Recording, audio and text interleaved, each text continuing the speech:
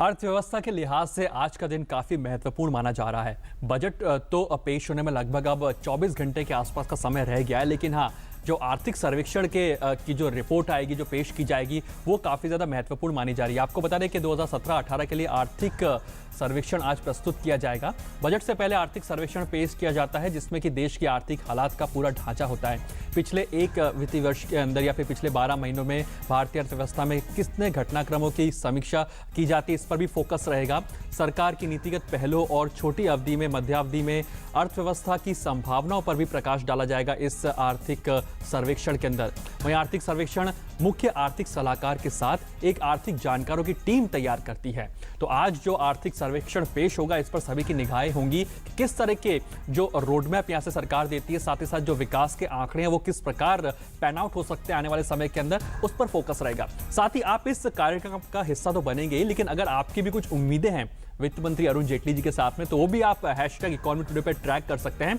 और हमारे साथ आज शो में जाने माने आर्थिक विश्लेषक गौरव वल्लभ जुड़ रहे हैं। स्वागत है गौरव आपका। तो आपसे भी जानने की कोशिश करेंगे क्या कुछ वित्त मंत्री अरुण जेटली के हाथ में है जो कि वो दे सकते हैं, और कितना कंट्रोल करना पड़ेगा ताकि आर्थिक गतिविधियों को बढ़ावा दिया जा सके इस क्षेत्र के अंदर। तो आप जरूर ट्वीट कर सकते हैं #इकोनॉमी टुडे का इस्तेमाल करके। साथ ही साथ economytoday.ddnews@gmail.com पर भी आप मेल कर सकते हैं, जिसके बाद में आप इस कार्यक्रम का हिस्सा बन सकते हैं। तो चर्चा की शुरुआत करते हैं। गौरव, काफी निगाहें हैं आर्थिक सर्वेक्षण पर तो है ही है, लेकिन वित्त मंत्री अरुण जेटली आपको क्या लगता है किन प्रमुख चीजों पर फोकस करेंगे अगर हम बजट की बात की जाए? क्योंकि आर्थिक सर्वेक्षण तो माना जा रहा है कि एक तरह से रोड मैप आएगा ही आएगा, लेकिन वित्त मंत्री अरुण जेटली की जो प्रायोरिटी लिस्ट वो क्या कुछ रहेगी? उनके जहन में क्या कुछ होगा कि अर्थव्यवस्था में किस तरह से नई जान और फूंकी जा सके?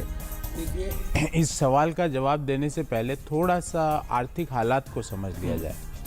अभी वैश्विक रूप से अमेरिका जी और चाइना जी अमेरिका में एक्सपांशनरी फिस्कल पॉलिसी आ रही है, जिससे ब्याज दरें निरंतर रूप से बढ़ रही है। ट्रंप की जो नीति है उससे हमारे देश में अमेरिकन FII और FDI का निवेश पे फर्क पड़ेगा। दूसरा, चाइना की जो करेंसी है वो निरंतर रूप से डिवैल्यूड हो रही है, और उस कारण से चाइना भी इतना ओपन अप नहीं है कि वो दूसरे देशों में निवेश करे। ये तो आर्थिक हालात ग्लोबल लेवल पे। आंतरिक लेवल पे देश का सबसे बड़ा कर सुधार इस साल आने वाला है। विमुद्रीकरण, दुनिया की सबसे बड़ी विमुद्रीकरण स्कीम जस्ट अभी खत्म हुई है। और तीसरा कि क्रूड प्राइसेस बढ़ने की ओर चालू हो चुके हैं। बिल्कुल ठीक है। अब इस हालात में चौथी चीज है कि हमें फिस्कल डेफिसिट का जो टारगेट है वो इस बजट में हमारा था कि 3% ऑफ 3% ऑफ GDP पे रहे। अब 3% ऑफ GDP रखना है। विमुद्रीकरण के कारण इनफॉर्मल सेक्टर शॉर्ट टर्म में उस पे नेगेटिव इम्पैक्ट आया है।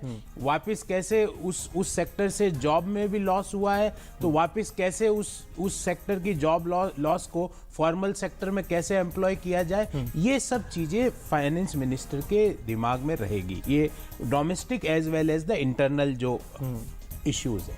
मेरा मानना है कि इस बजट में इंफ्रास्ट्रक्चर, रूरल इकोनॉमी और कॉरपोरेट टैक्स, क्योंकि मैं एक बात बताता हूँ, हम बहुत चर्चा करते हैं पर्सनल इनकम टैक्स के बारे में कि 2.5 की 3, मैं वही उसी पॉइंट पे आने वाला था कि उनको मैं उस पे बात कर 2.5 से 3 हो जाए, 3 से 3.5 हो जाए। पर सरकार में पर्सनल इनकम टैक्स का योगदान सरकार की कुल रिसीट्स में लगभग 15-16-17% है, और कॉरपोरेट इनकम टैक्स का योगदान लगभग 20-21% है। और कॉरपोरेट टैक्स में अगर आप रिड्यूस करते हो तो उसका इफेक्ट डायरेक्टली एम्प्लॉयमेंट में पड़ रहा है। तो अब क्या एक थीम आ रहा है कि इकोनॉमी में अब एक ही सेक्टर है, वो है फॉर्मल सेक्टर, क्योंकि अब वो कैश बेस्ड इकोनॉमी तो खत्म हो गई। तो फॉर्मल इनफॉर्मल का इस बजट में एक संगम होगा और अब एक ही सेक्टर रहेगा। अब उस एक सेक्टर रहने के कारण जो लोगों को इनफॉर्मल सेक्टर में नेगेटिव इम्पैक्ट पड़ा, तो इस बजट में उन लोगों को नेगेटिव इम्पैक्ट से उबारने के लिए एक ठोस प्रयास किए जाएंगे। मेरा एक तो पहला ये मानना है। दूसरा एक मानना है कि मेक इन इंडिया पे थ्रस्ट वापस होगा इस बजट में। एक आंकड़ा देता हूं कि हमारा डिफेंस का कैपिटल आउटफ्लो लगभग 80 से 85 हजार करोड़ है, और हम वो सारा विदेश से प्रोक्योर करते हैं। तो और मेक इन इंडिया जब जी। ये वर्तमान सरकार बनी, जो फ्लैगशिप स्कीम बिल्कुल। पर पिछले साल 1.5 साल में वो बैक सीट पे आ गई। ठीक है, नहीं मेक इन इंडिया पर मैं आगे बात करूंगा, लेकिन अब आपने चूंकि इनकम टैक्स पेयर्स की बात कही, 2.5 से 3 लाख की इनकम बढ़ाने की जो मुद्दा उठाया, मैं उसी पर आता हूं। सेविंग्स के लिहाज से लोगों के पास ज्यादा पैसा बच सके, क्या इसका भी कोई रोड मैप होगा? क्योंकि जीएसटी आपका आ रहा है, तो हो सकता है शायद सर्विस टैक्सेस को अलाइन करने की दिशा के अंदर आप टैक्सेस को बढ़ाया जाए, तो क्या ऐसे में लोगों के पास ज्यादा पैसा बचे? इसके लिए क्या कुछ होगा? कि आप कह रहे हैं कि 2.5 से 3 लाख इनकम करना कुछ ज्यादा बड़ी बात नहीं है, क्या और कोई तरीका होगा जिससे कि सेविंग्स के लिए हाथ में पैसा ज्यादा हो? मैं कह रहा हूं इसको सेविंग्स से ज्यादा मेरा ये फोकस होगा कि वो प्रोडक्टिव कैप एसेट क्रिएशन में कैसे चले जाए। ठीक है। तो उसके लिए क्या हो सकता है कि जैसे होम लोन का जो इंटरेस्ट है, अब वो आज भी इस वर्तमान सरकार ने 1.5 से 2 किया था, और 1.5 लाख कब हुआ था? 2001 में, और 2 साल पहले हुआ 2 लाख।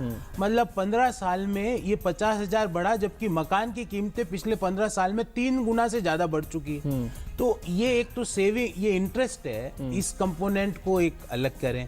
फिर इसमें क्या होता है कि अगर आप ईएमआई में प्रिंसिपल कंपोनेंट भी है, तो वो प्रिंसिपल कंपोनेंट 80C में आपका डिडक्शन मिलता है, जिसमें और कई चीजें पीपीएफ, एनएससी, तो इसके लिए एक अलग सेक्शन बनाया जाए। यानी 80C को ज्यादा से ज्यादा आप अलग अलग करने की कोशिश करें, ताकि थोड़ा डिफरेंशिएट करें। और होम लोन इंटरेस्ट जो 2 लाख पे है, विच इज 2 लाख में क्या आप अगर 10% की मान लो एक मात्र, तो 20 लाख का एक मकान दिल्ली या बड़े शहर में नहीं आ सकता, पर जरूर गांवों में मकान बन सकते हैं 15 लाख, 10 लाख, 5 लाख, 20 लाख में, पर बड़े शहरों में ये नहीं हो सकता। तो इस पे भी ध्यान दे। और फिर जो 31 दिसंबर की प्रधानमंत्री की स्पीच थी, जिसमें इंटरेस्ट सबवेंशंस की बात की गई थी, प्राइम मिनिस्टर्स आवास योजना की बात की गई थी, उस पे इस बजट में फोकस रहेगा। पर ये 2.5 से 3, 3 से 3.5, इससे कोई ज्यादा लाभ करदाताओं को लगता है कि बहुत चीज हो गई, पर ज्यादा ऑन टेबल कुछ ज्यादा बड़ी चीज नहीं आती। ठीक है।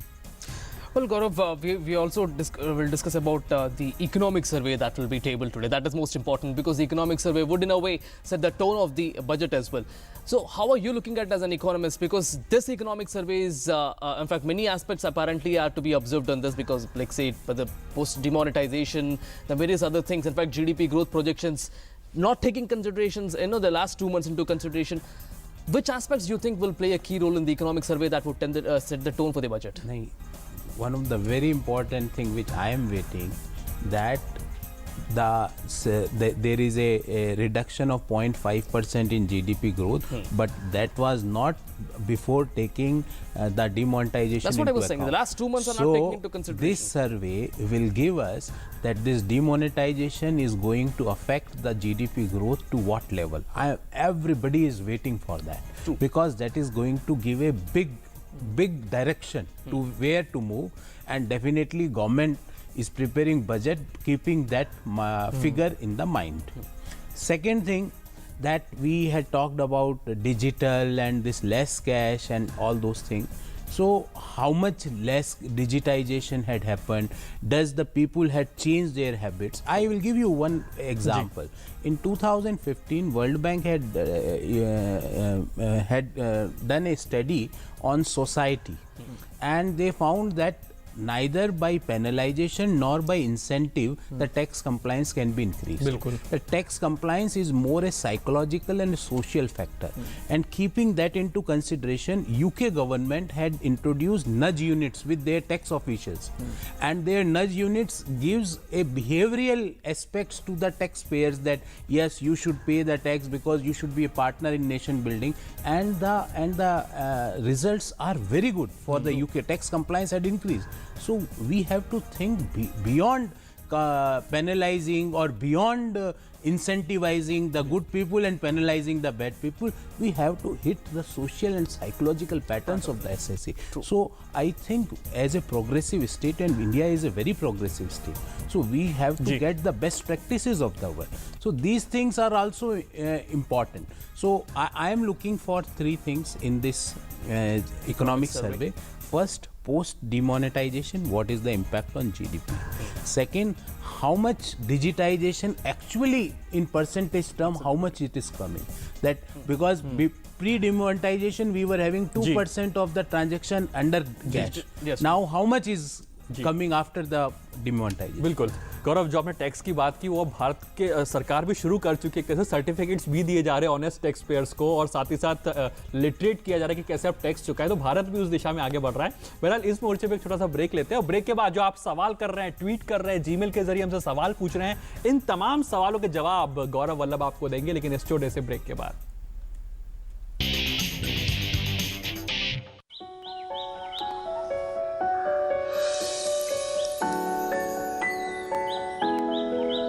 Losing a lot on transaction fees? Become a member of the BSE and pay 99% less. BSE, experience the new. Sensex is sensational. Is the darling of everyone. I am Vallabh Bansali. I've been associated with the BSE since 1981. Come, feel the financial pulse of the nation. S&P BSE Sensex, India's index, the world tracks. To benchmark against Sensex is to benchmark against 30 best Indian companies. I am Dinesh Thakkar. I am associated with BSE since 1987. Come, feel the financial pulse of the nation. S&P BSE Sensex, India's index, the world tracks. Mood of the nation is always in tandem with Sensex. I am Ketan Marwadi and have been associated with BSE since 1990. Come, feel the financial pulse of the nation. S&P BSE Sensex, India's index, the world tracks. Increase your playing field. Introducing S&P BSE 100, India's most broad-based derivatives traded index.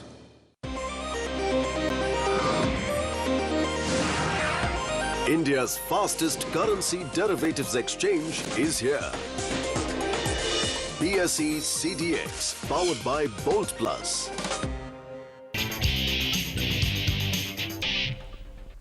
Welcome back to Economy Today. We are continuously getting your questions on our social networking handles, both Gmail and Twitter. Without any delay, let's take those questions. Professor Gaurav Vallabh is here to answer those questions. Let's take a first question that is on our Gmail handle. Let's take a look at that question now.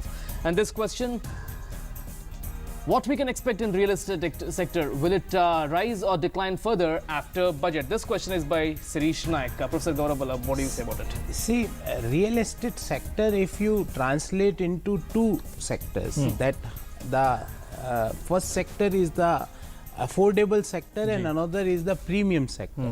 So if he is talking about the affordable sector, I think affordable sector will have a stimulus in this budget, will get the benefit in this budget, will have the interest subventions impact. So naturally there will be not much impact on the prices.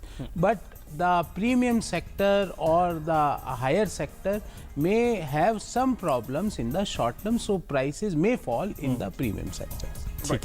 Let's take a look at other question. This is our second question again on our Gmail handle. Let's have a look at that question. This question is by Suresh Kumar. Let's have a look at that question.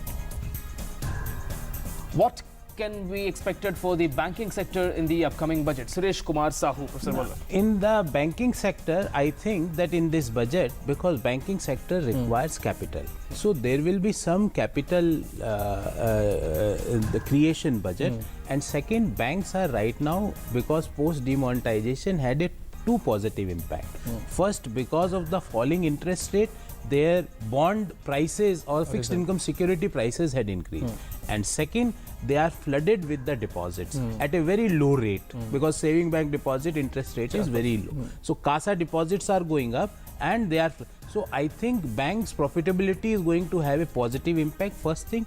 And second, still after that, taking that into consideration also, we require a capital for expansionary, because mind it, private sector investment in the economy had not increased. Still the economy is moving with the government sector or government spending. So budget will try that private sector investment should also go up. Absolutely, that's in fact a serious concern. In fact, Finance Minister Arun Jaitley has also been mentioning that the private investments, private participation is the key, and government will be working towards it. Let's have a look at other question. This question again on Gmail handle.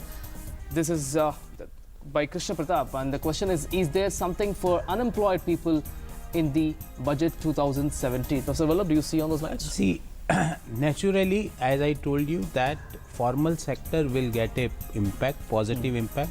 So when formal sector companies are going to have a lower tax rates, and companies are promoted by giving incentives to employ a new workforce, the skilled workforce, then naturally unemployment levels, government is targeting this sector, because unemployment level unemployment was a problem, and after demonetization this problem had increased in short term. So there will be I think a good focus, and I also feel that Manrega allocation will also go up, because after demonetization lot of informal sector employees are moving to the Manrega. As well. Well, let's have a look at the other question. This question is on Twitter handle enough. The first question on our Twitter handle in our show today.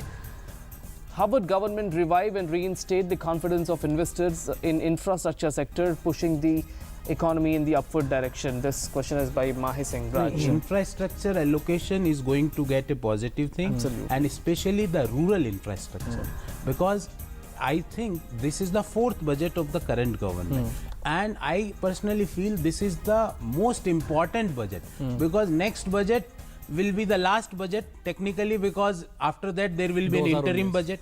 So in this budget government will take a positive steps and infrastructure, especially in the rural infrastructure, because government has to tie up Bharat with India. Otherwise no growth is going to be sustainable growth.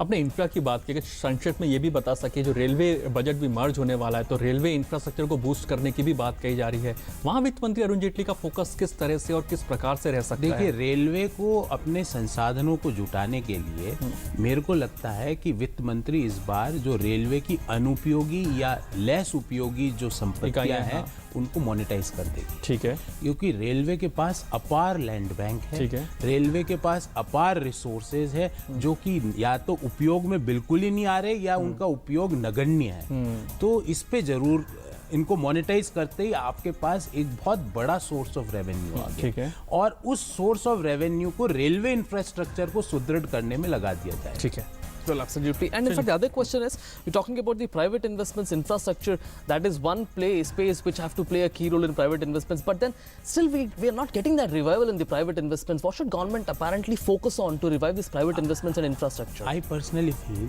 that now interest rates have gone down. So because of the lower interest rate, there will be a positive impact on the private sector investment. Yes. Because now if the real interest rate is around 9%, 10%, so 10% the appraisal, if you will appraise a project, in 10% the project is viable, if 12% the project is not viable. So the reduction in interest rate is going to have a positive impact on the private sector revival. Right. ठीक है, let's take a look. हाँ बिल्कुल, अगला सवाल लेने की भी कोशिश करते हैं। जीमेल के जरिए आया है, असीम का सवाल है, इसको लेने की कोशिश करते हैं। लगातार सवाल आपके मिल रहे हैं, क्या वो मुख्य इनिशिएटिव सरकार ले सकती है इसमें रूरल इकोनॉमी को बढ़ावा दिया जा सके, जिसकी आप बात अभी कर ही रहे थे एक तरह से? देखिए, रूरल इकोनॉमी में एक तो हो गया कृषि और एक हो गया अदर रूरल इकोनॉमी के सेक्टर, वेदर हॉर्टिकल्चर और whether all other MSME sector in the rural.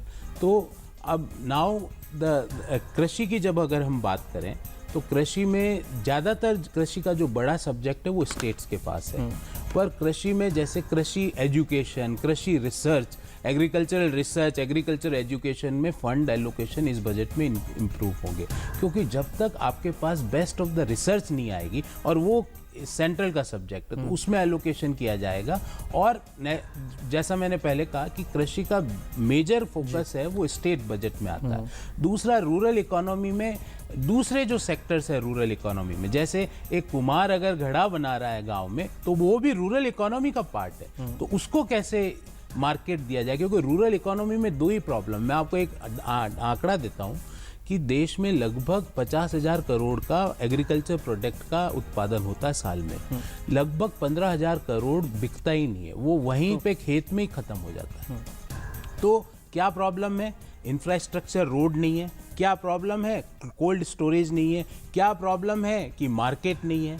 अब मैं आपको एक और एग्जांपल देता हूँ। मैं झारखंड से आता हूँ, तो झारखंड से जब हम रांची से जमशेदपुर जाते हैं तो सड़कों पे टमाटर मतलब सड़ा हुआ पड़ा है, मतलब आपको लगेगा 400 मीटर तक टमाटर ही टमाटर फेंका हुआ पड़ा है। तो ये गवर्नमेंट को इस तरफ फोकस करना, तो मुझे लगता है कोल्ड स्टोरेज चेन में इन्वेस्टमेंट बड़ा एलोकेशन हो सकता है। प्राइम मिनिस्टर रूरल जो इंफ्रास्ट्रक्चर को बढ़ावा देने के लिए जो रूरल रोड नेटवर्क है, जिसमें पहले भी ग्रामीण सड़क योजना पहले भी फोकस था, इसको और बढ़ाया जाए।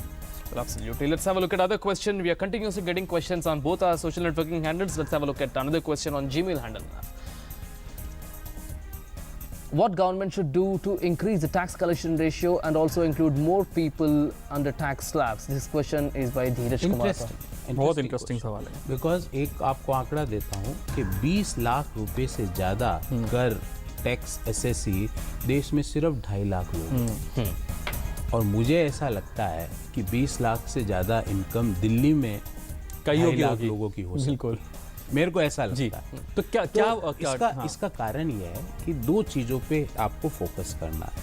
एक तो we have to make government more accountable so that people feel, लोगों को लगे कि मैं जो टैक्स के रूप में पैसा दे रहा हूँ, what ever I am paying in the form of tax, it is utilized for the nation building activity. ठीक है। So this government is committed for that. There is no doubt.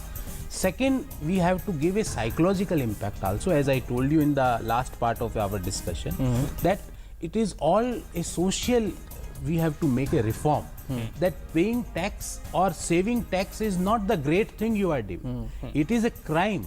And you are just making your own country behind the other countries. So we have to feed a feeling of nationalism for that. लेकिन जल्द से आपसे समझना चाहूंगा गौरव, आपके हिसाब से tax slabs किस तरह से रहे हैं जो विन विन सिचुएशन हो सबके लिए, सरकार के लिए भी और आम जनता के लिए भी?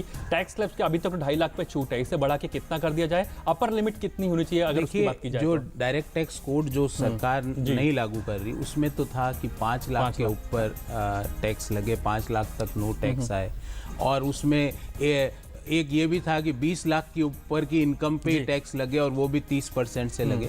तो मुझे लगता है टैक्स में थोड़ा सा सिंप्लीफिकेशन की भी जरूरत है। ठीक है। इतने ज़्यादा प्रावधान है कि लोग कंफ्यूज हो जाते हैं और जो मेलाफाइड लोग होते हैं वो उसका मिस यूटिलाइज कर लेते हैं। एक सिंपलर टैक्स पॉलिसी चाहिए रादर देन दिस करंट 1961 का जो एक्ट है वो बहुत complicated. Ji. Right, Professor Gaurav Balla, we're running out of time. Let's take quickly the last question on our Gmail handle. And this question, can Indian middle class expect raising of income tax exemption limit? I think in वही fact जो you आप were बात talking कर रहे about थे। एक और सवाल ले लेते हैं, रवि गुरु का जो सवाल है, इसको दोनों सवाल को क्लब कर लेते हैं। आखिरी सवाल जल्दी से जीमेल पे ले लेते हैं, लगातार आपके सवाल जो मिल रहे हैं। रवि गुरु ने भी अपना एक सवाल किया है, इनकम टैक्स पे तो आप बात कर ही रहे हैं, लेकिन ये सवाल जो है ये एक अच्छा आइडिया होगा क्या रेल बजट को जनरल बजट से, क्या ये अच्छा आइडिया है? ठीक है, दोनों पे आप टिप्पणी कर दीजिए जल्दी। That is a wonderful idea because otherwise tomorrow surface transport ministry will say we will have a separate budget. And second minded, we should have a synergies. If there is no synergies in the budget allocation, the budget is not going to give the desired results. ठीक है। So if we can't make the budgets in the closed rooms, every department or ministry, there should be one budget. True. And second thing, he was talking about the income tax slabs. See, income tax slabs can be marginally, it can be modified, but I think the SSCs are looking for employment. SSCs are looking for more disposable income. SSCs are looking for that if I am creating a capital asset, I should get a benefit. So there can be a marginal relief to the basic exemption, but SSCs are looking beyond that. Thank you, Professor, for coming to our studio and giving your analysis and also answering all the questions shot by our viewers on both our social networking handles, Gmail and Twitter. Well, that is about the expectations from the budget and also economic survey analysis in our show Economy Today. Before we end up, let's have a look at the markets situation at this one. BSE Sensex still continuing that negative trading there, down by almost 87 points, around 27,749, down by 100 points at this moment. And Nifty is also showing similar trends, down by almost 29 points, but still holding 8,600 level psychological mark. तो आज के इस अंक में इतना ही। मुझे और वेंकट को दीजिए इजाजत। नमस्कार।